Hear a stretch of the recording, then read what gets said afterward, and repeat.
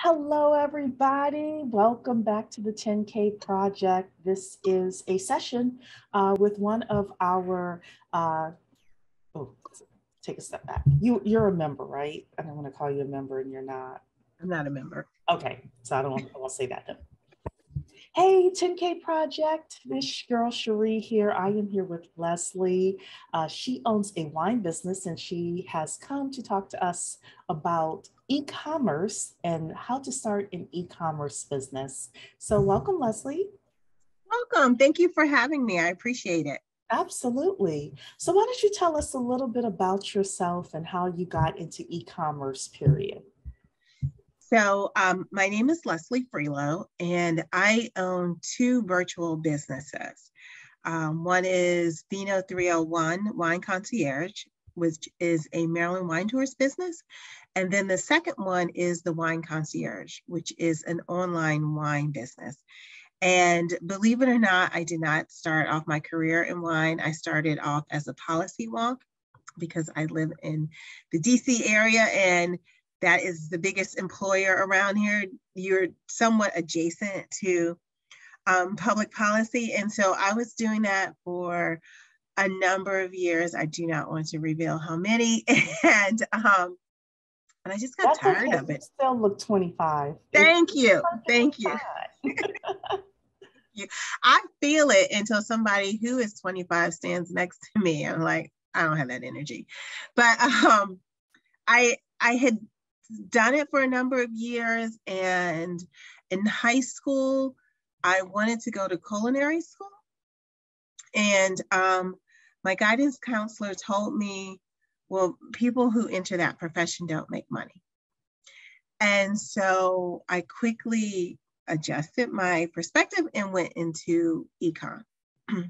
So that's why I always say nowadays, don't tell kids what they can't do or what, help them find a path.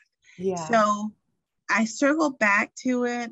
At that time, I, had adult bills. And so I needed to make adult decisions and I couldn't go back to culinary school. It just wasn't advantageous for me. So I decided to start a wine tourist company so I could learn more about the wine industry. Okay. And fast forward that business has been around since 2013. And over the pandemic, we opened the online wine store, the Wine Concierge, because we realized people were going to drink regardless if we taught virtual wine classes or not. And that was a big learning process. Even though it is in the wine industry, is totally different when you're selling wine to people and the licenses and getting established in that world. So that's a long story short, how I got started in the e-commerce world was just creating these virtual businesses. So your two online businesses are the wine tours and the Wine Concierge, right? Mm-hmm. Okay. Mm-hmm. Take a step back though. You are doing, government work, policy, Mm-hmm. etc. Tell us about your transition and your process of actually saying, okay, I'm going to open these online businesses. Right. Like, what are some of the things you thought about? What was some of the things you had to make decisions on, things like that? So starting with the Vino 301, at the time, there weren't any wine tourist business or not consistently successful wine tourist businesses.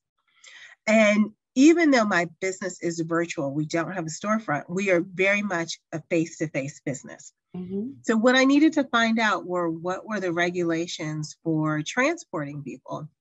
What was the regulations for collecting payment on a wine tasting tour in my neighboring states? At that time, wine tour companies could not collect for wine tasting fees. But we could in Maryland. And I guess the great thing is that nobody really did it in Maryland. So I could set it up. And so when I would call the state and ask them, okay, so where do I fall in? Because it's not a winery. It's not a transportation company. It's a tourist company. They didn't have a category for us. So we were able to influence what that business looked like for the state of Maryland and how we would fall in and how we would be regulated, which was very interesting. So I did a lot of research, like in the mornings and the evenings would do research, and I knew I could not afford a storefront. And really, it's a weekend activity. We do weekday tours now, but at that time, it was just a weekend activity. So it had a low overhead. Our biggest overhead was our website, was the commerce site. And initially, I had gone to GoDaddy because, GoDaddy was the leader, and this was before Google really was doing domains. Right. And they were the leader in e-commerce in those sites. And so I had bought a GoDaddy package where, because, you can create your own website, but I was like, I'm not an expert in this. Mm-hmm. This is, I've always been a believer of, if I can pay somebody a reasonable rate, then my expertise can be used someplace else. But Right. if I am doing something that's going to take me twice as long, and really what my hourly rate is just not worth it. So I had bought one of those preset packages where they make it for you and they host it. Looking back on that, that was not the best decision to have them make it and host it, because what I was doing was I was paying a monthly fee. And by the end of a year, I had pretty much paid for a website, and I was still paying a monthly fee for them to do that. Right. And the time that I said, I would say, cut it off, then I would have to start again. Right, right. So, when you are looking at a website, and things have changed, this was like in 2013, but Mm-hmm. there still are probably sites like that that's going to host it for you. Yeah. Yeah.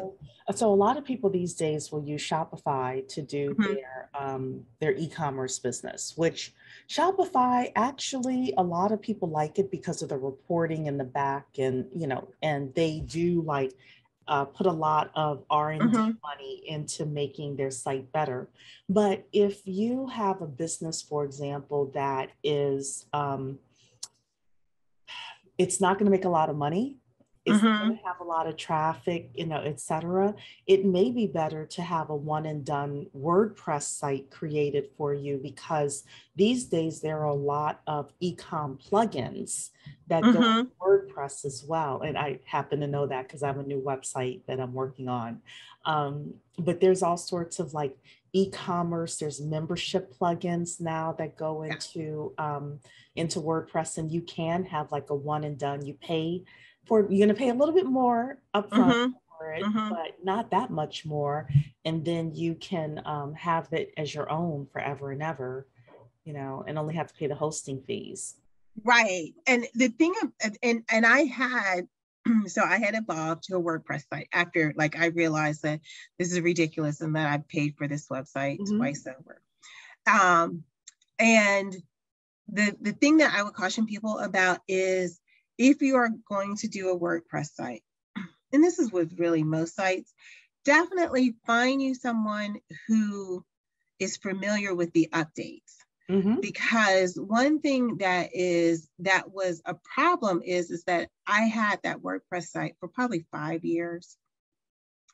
And the updates and the security patches were not on a regular basis. Yeah. And so I was like 3 or 4 generations behind, and it was just going to cost more money to do that. So when you're looking in your long term, I know a lot of people start up and they're like, okay, well, what are my startup costs or what have you?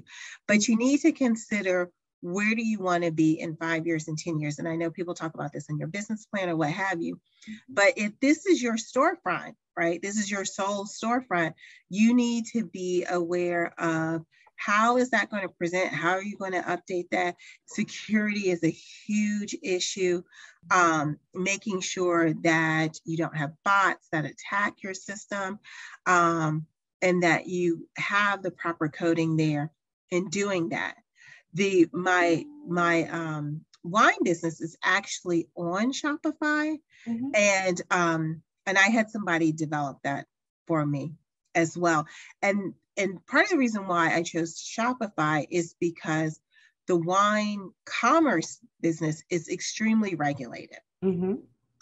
And there are a number of compliance things that you have to do for reporting and what have you. And so when I was looking at different packages for compliance, it just seemed to mesh very well with Shopify compared to other sites. And like you said, like you can buy add-ins or what have you, and having a membership, it just seemed to work on one platform. So the big takeaway I would tell people is figure out what your long-term goal is. You don't have to build the Maserati in the beginning. Right. You can have a dependable Honda, but if your goal is to have the Maserati, look at what's going to be your core foundational system and how you can build on that. Absolutely. I just had a website done, and one of the things that I will say, and it doesn't matter if you hire an expensive designer or a super inexpensive one, is check everything. Yes. I find that they don't do quality control. I don't care who I've hired in the past. The quality control is like, you start clicking stuff and you're like, that's not going in the right place. That's not, clicking there. Why would you send this person here versus over here? So, so definitely, like, you have to be 100% in charge and like standing over, I hate to say standing over people, but have your list of updates that you want and like check behind them, to make sure everything has been done. There's only one person that actually was really good with that. Everybody else that I've hired has just been, it's hard. Oh yeah. Yeah. I mean, you have to project manage it. You have to, and I would say as much as possible, write most of your own copy and then test the heck out of it. Like, especially, most people will have a shopping cart on there. Do your own shopping cart. And if you're going to have like a email series on there or responses or what have you, and you write them, use your email to get the responses to see what it looks like on the back end, on the front end, because you will be amazed when you're like, I didn't think that logic worked that way or what have you. You will learn so much more because you don't want your customer saying to you, hey, did you know that this is a dead link or this doesn't work there? You want to avoid that as much as possible. And the other thing too is have your friends and family test it, because they will find stuff that you may have overlooked because you're working with it a lot, but have them beta test it before you do like a really big launch of that website. Yeah, that's a great idea. Well, let's take a step back. And are there any companies that you don't think necessarily would work well with e-commerce? Is it something that a lot of different people and a lot of different companies can take advantage of? At the top of my mind, I mean, I think the pandemic has shown us that you can do just about anything virtually. I know there are medical companies that limit what they do on an e-commerce basis just for HIPAA rules or what have you. But I think most companies, you can use an e-commerce platform. And I would say, even if you're face-to-face and your customers come to you, you still should have some type of mechanism where you're able to collect payments virtually. And especially those people who have like pop-up stores, they should have the ability to collect payments on their website as well as in person. And knowing the difference between your POS system on in-person versus your website, because they operate completely differently. Yeah. The POS systems, when I first got started in business, you had to pay up front. They were, expensive, things like that. And now they're all over the place and they're free. Technology is an amazing thing because it has really, like, a lot of people can start businesses, I would say, for less than $500, depending on the kind of business that you Yes. have. You could get up and running, you know, for very, very inexpensively. Talk to us a little bit about marketing. So you got this great website up, but nobody knows about it. Right. What are some of the ways that you have marketed, or that you would suggest that the community thinks about marketing their e-commerce business? So I use, in the very beginning, I used something very similar to Groupon. Okay. Right. And I use that for marketing purposes. I want to say, anybody who is using one of those coupon services, do not believe that you are going to use that to make a decent revenue. Yes. You use that only, or profit at all, at all. Yeah. Okay. And make sure you negotiate the hell out of those terms with them, that you get a bigger split, because usually at best I have seen maybe 65 split, 65% you, and then the rest goes to them with those sites, but you're not going to make a profit at all. But, and if your margins are already really narrow, and you're not doing something where it's bulk, and so anything that you sell on there is kind of like extra, like the gravy or what have you, again, just use it for a limited time purpose to attract more customers. So that's what I did in the beginning. The other thing that I used a lot, I tried everything. I tried magazine ads. I tried, I can't even remember everything I tried. But the thing that worked the best for me is Google. And not necessarily Google ads, but having my site optimized, because I tried Facebook ads or what have you, having my site optimized and being able to, if you did a search for wine tours, us always being on that front page, always being at the top there, everything had a keyword. That was the best way, because you don't have the foot traffic. So if people are looking for you, you can go through there. And I know now Google, you have Google My Business. It is operated now through the search function. So you can go there and you can see what keywords people are searching on and put those in your website. And that has attracted the most clients for me. And then in the beginning, and even now, I'll say, how did you hear about us? And they were like, oh, we were looking for this in a Google search. So that has always, having SEO has always worked very well for me. Yeah. I will say that I have a couple of funny stories going back to the Groupon story, the Groupon like story. So it's a funny story.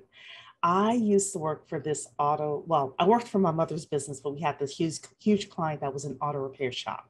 And they're like, well, you're kind of good at marketing, so we want to do Groupon, right? So I step back and I say, well, let me see what auto repair shop Groupon coupon has done the best ever, right? I look nationwide. I find this place in like Washington or Oregon or someplace like that. I copied, this is a funny story. I copied their Groupon pretty much word for word. Right. By 4 o'clock, the day that the Groupon ran, the wife of the owner called me and said, if you don't get that darn Groupon off, yes, it had sold that much. She said, I don't know what you put in that ad, but you better turn that thing off. Now, going back to what you said, I warned the entire team that the Groupon ad was dropping. I said, make sure you all have your backup sequences, and they did not. I tell you, the wife wasn't happy with me, but I said I did my job. The husband said make the phone ring. I made the phone ring. Ain't my fault. Right, exactly. Exactly. And you know, if you use those, you can now say to Groupon, I only want you to sell like X number of them. Yes. And before that time, they didn't have, you couldn't, yes. This was like in maybe 2014-ish. Right. 2014. Yeah. Yeah. They didn't have it at that point. And this is when Groupon was like really, really big. Yes. Yeah. Well, so everybody was going every day to look and see what the latest Groupon was. But my point with that story is, even if you don't use Groupon, see what the most successful people in your industry are doing. And depending on what industry you're in, don't change anything, just do what they're doing. Yeah, exactly. Yeah. And then once you get success, you can tweak it. That's one of the main things that I learned. The other thing is with regards to SEO. So I think, like, let's say you have a $500 budget. If a lot of your clients are going to be looking for you through SEO, through Google, Bing, etc. Like, these are the types of things you want to get a professional to just, even if they just consult with you and give you like a checklist of every day you do this, you do, this to set up your Google My Business. You do, like, those are the types of things you don't want to skimp on. Like, these are the types of keywords that you want to make sure in your blogs or whatever it is. And don't forget that YouTube is owned by Google, and YouTube is the second biggest search engine in the world. So the final thing is that I will add in here is you're going to try a lot of stuff in order to see what works. When I first got started with writing business plans, everyone said, go to business bankers. Business bankers are going to be the ones that are going to give you a whole bunch of business. I went to business bankers. I didn't get that much business. I finally figured out I was getting my business from Google. Because the frustrated entrepreneur, 3 o'clock in the morning, pulling their hair out, trying to figure out how they're supposed to write this business plan. Lo and behold, they're Googling business plan writer in my area. They find me, and that was, so what I'm trying to say is, you're going to put a lot of stuff out there, and all of a sudden the top ways that people find you will emerge, and then you laser focus on those things, unless you have people in your industry that are already successful, and then you kind of do, follow their path. Did you have anything you wanted to add to any of my stories? Oh, no, I love the Groupon story. The only thing that I would say is, don't be afraid to evolve with the business.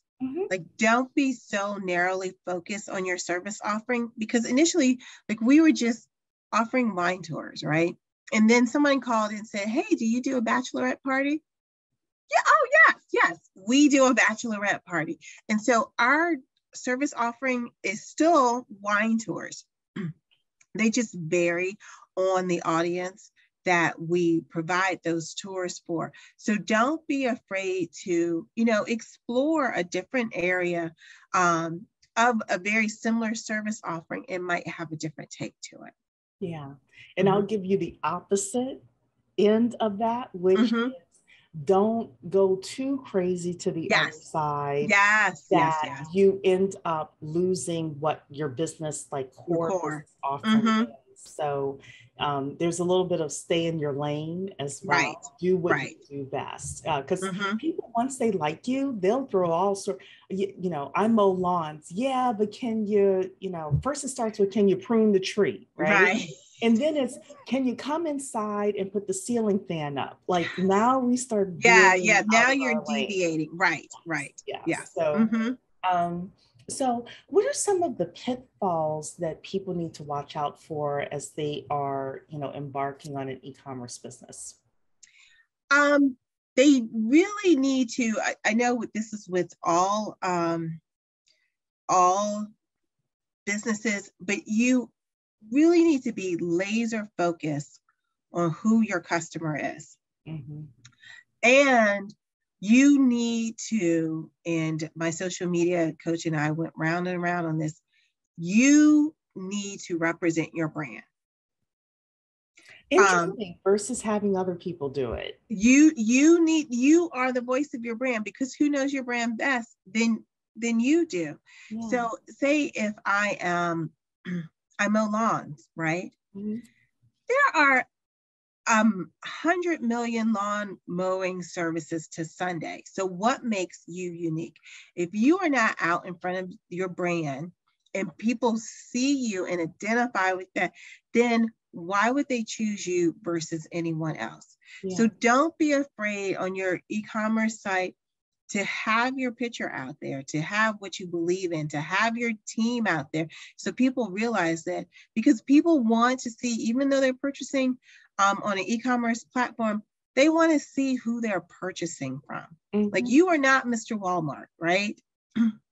They want to know who they're purchasing for. So make sure that when you're writing that copy, when you're doing the work, make sure that you are out in front of that brand.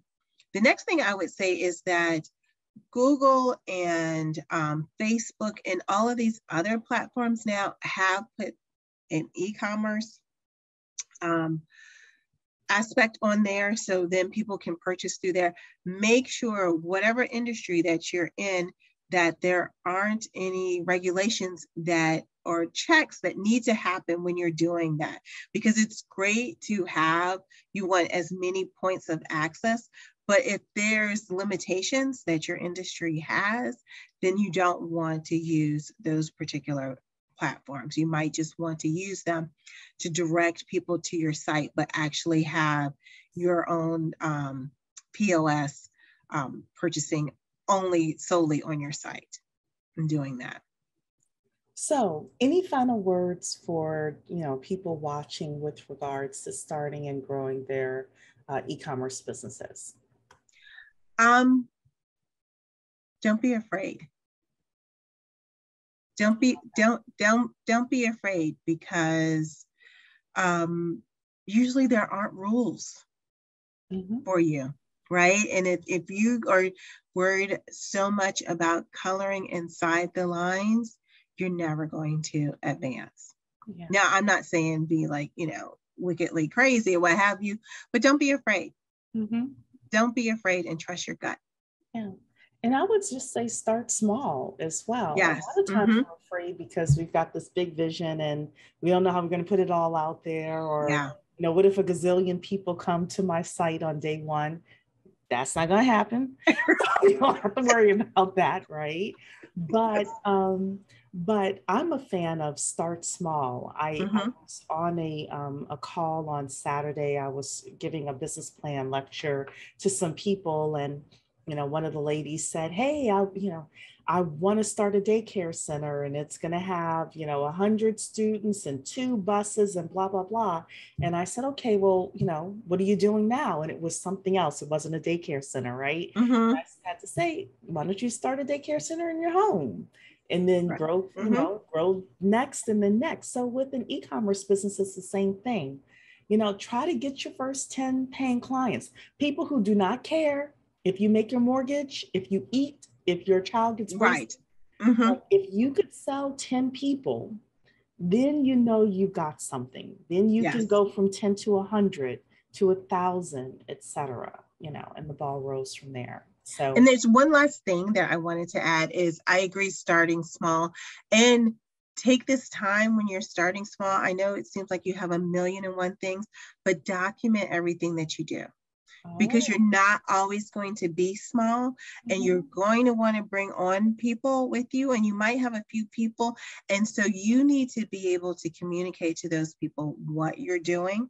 And so make sure that you document what you're doing now so you can share with them and fine tune that process. I love that.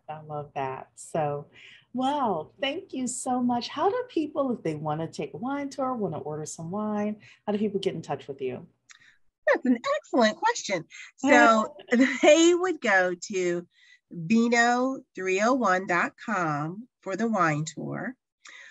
You can also click on that site to get to our online wine store, or you can go directly to thewineconcierge.co. Perfect. All right, everybody, time to start those e-com businesses. Thank you so much for being here.